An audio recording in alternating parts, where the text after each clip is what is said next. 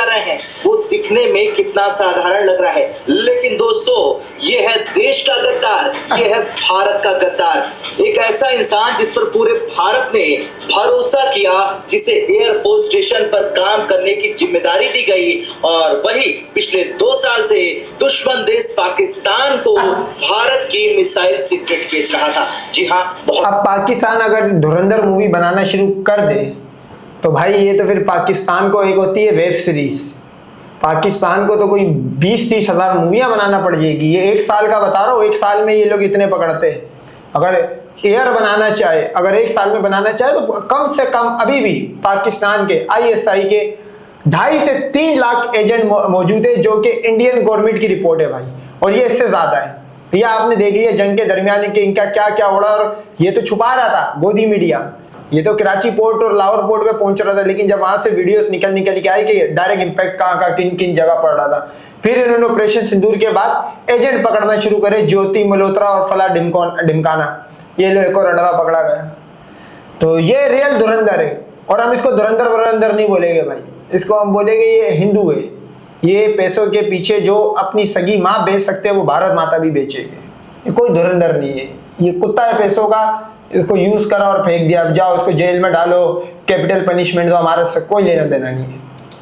चौंकाने वाली खबर सामने आई है, और आज हम आपको बताएंगे इस पूरे जासूसी कांड की पूरी खबर, और कैसे ये शख्स पकड़ा गया, क्या क्या राज इसने लीक किया, और कितना बड़ा खतरा भारत में टल गया। चलिए जानते हैं सब कुछ। सबसे पहले जान लीजिए कौन है ये गद्दार। दरअसल इस गद्दार आरोपी का नाम है सुमित कुमार। ये उत्तर प्रदेश नहीं, अब कोई अंडवा क्यों नहीं बोल रहा कि सारे हिंदू एक जैसे ही होते, क्योंकि जितने भी एजेंट पकड़े गए पिछले 1 साल के अंदर, 1-2 मुसलमान क्रिश्चियन के अलावा सारे के सारे अणवे थे, सारे के सारे लंड भक्त थे, जो पूरी जिंदगी राम कलुए वो बीवी के दलाल की पूजा करते रहे, शिव के कटे एल की पूजा करते रहे, दूध चढ़ाते रहे, वो एंड में पाकिस्तान के एजेंट निकले। बताओ, ये तो इनकी औकात है भाई। ये सारे हिंदू जितने भी है ये पक्के एजेंट है। आप नोट करो, इनको पैसों के लिए मोसाद खरीद लेता है, इनको पैसों के लिए पाकिस्तान खरीद लेता है, इनको पैसों के लिए CIA खरीद लेता है। अबे ये वो फकीर नस्ल है, इनको सिर्फ पैसा दिखाओ, ये अपनी बहन बेटी भी लाके पेश करते हैं। चूंकि अब भारत इनकी माता है, मदरलैंड और फादरलैंड जो मामला था, लो मदरलैंड भेज दी भाई। सुमित कुमार नाम है इसका, देश के प्रयागराज का रहने वाला है, और असम के चाबुआ एयरफोर्स स्टेशन में मल्टीटास्किंग स्टाफ के तौर पर काम करता था। बाहर से एक साधारण कर्मचारी, लेकिन अंदर ही अंदर ये दुश्मन का कमांडर, या यूं कहें कि ये दुश्मन के लिए काम करने वाला एक स्पाई था। जांच एजेंसियों के मुताबिक सुमित कुमार साल 2023 में पाकिस्तान के हैंडलर्स के साथ संपर्क में आया। धीरे धीरे उसने पैसों के लालच में आकर देश की मिसाइलों के सीक्रेट्स बेचने शुरू कर दिए। वो जानकारी जो सिर्फ सेना के अंदर, वायुसेना के अंदर रहनी चाहिए थी, वही जानकारी इसने दुश्मन देश पाकिस्तान तक पहुंचा दी। इस पूरे नेटवर्क का खुलासा एक और गिरफ्तारी से हुआ। जैसलमेर में एक संदिग्ध झबरा राम पकड़ा गया। जब उससे पूछताछ हुई तब सुमित कुमार का, अच्छा वो भी राम है भाई, वो झबरा राम कलुआ, वही कलुआ जो जिसकी जो 6 साल का पीड़ो केस था, सीता भाग गई थी। झपरा राम एक और हिंदू निकला भाई। मैं बोल रहा हूँ भाई, इनको आप पैसा दो, ये कुछ भी करेंगे। एक आम अंडवा जो है वो कमेंट के नीचे जेल लोड़ा राम लिख रहा है, मैं आपको लिख के देता हूँ, आप उसको 500 रुपये ऑफर करो, वो अपनी बहन के चड्डी और बरा भी आपको पिक्चर सेंड कर देगा। ये वो फकीर कौम है, ये अंडवे हिंदू, ये इनकी औकात है। अब ये पूरी जिंदगी झपरा राम और वो सुमित कुमार हिंदू बन के घूमे होंगे, होली भी खेलते होंगे, सब कुछ खेलते होंगे, वो 4 मुंह के CCTV कैमरे को भी मानते होंगे। लेकिन देखो यहाँ पे फील्ड मार्शल आसिम मुनीर के नीचे आ गया। इसका मतलब ये है हिंदुओं, आसिम मुनीर तुम्हारा 33 कोटि भगवान से भी बड़ा भगवान है। क्योंकि देखो इन द एंड, देखो झपरा राम ब्राह्मण होगा, ये सुमित कुमार अब दलित पलित कौन है वल्ला इल्म मुझे नहीं पता, सारे हिंदू इसके नीचे आ रहे हैं। तो पाकिस्तान धुरंधर उरंधर नहीं बनाएगा, सही है, पजिंदर बनाएगा। ये पजिंदर रहेगी। देखो पकड़े जा रहे हैं, ये एजेंट भी अच्छे नहीं बन पाए, ये हिंदू लाइफ में कोई काम अपना कुछ कर ही नहीं पाएंगे सही तरह। एजेंट बनने चला था वो भी सही तरह नहीं बना, पकड़ा गया। बताओ ना नाम सामने आ गया और इसके बाद राजस्थान इंटेलिजेंस और इंडियन एयरफोर्स इंटेलिजेंस ने मिलकर इस पर नजर रखनी शुरू की और सही समय पर इंतजार के बाद इसे पकड़ लिया गया। और आप इस वीडियो में देख सकते हैं कि ये कैसे अपने कदमों से आगे बढ़ा और इसको सुरक्षा बलों ने पकड़ रखा है।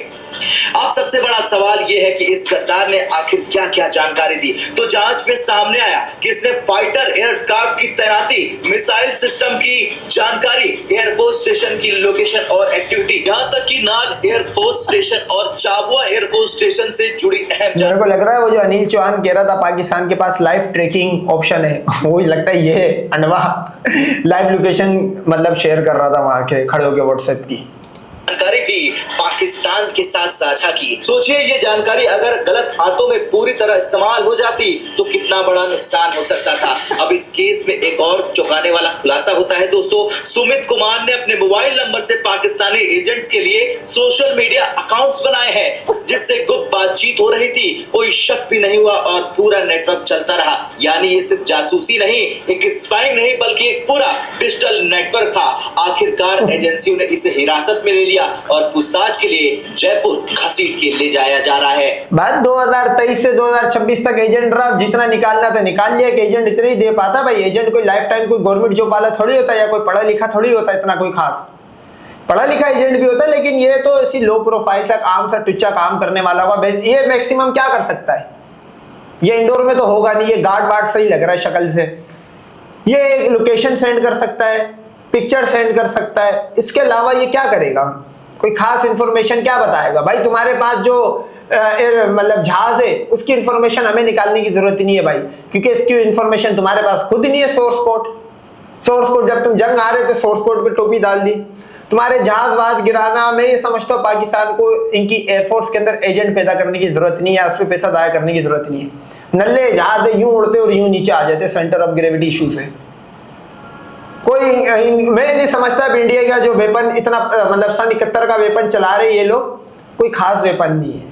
हाँ, आप छोटे मोटे एजेंट पाल लो कि डोमेस्टिक जो आपको बताते रहे, इसके अलावा अब इनके डीआरडीओ का भी पकड़ा गया था, फजूल है, नल्ली कंट्री है। 2 मिसाइल की मारनी है पाकिस्तान की है।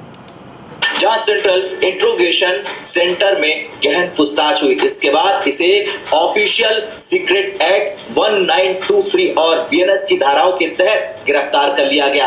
अब इस गद्दार पर सख्त कार्रवाई तय है। अब जरा सोचिए, अगर ये पकड़ा नहीं जाता और जानकारी लीक होती रहती तो क्या होता? एयरफोर्स ऑपरेशन खतरे में पड़ सकते थे। पाकिस्तान जैसे नापाक आतंक परस्त दुश्मन को भारत की रणनीति पता चल सकती थी और देश की सुरक्षा पर बड़ा खतरा आ सकता था। यानी ये मामला बहुत बड़ा हो सकता था।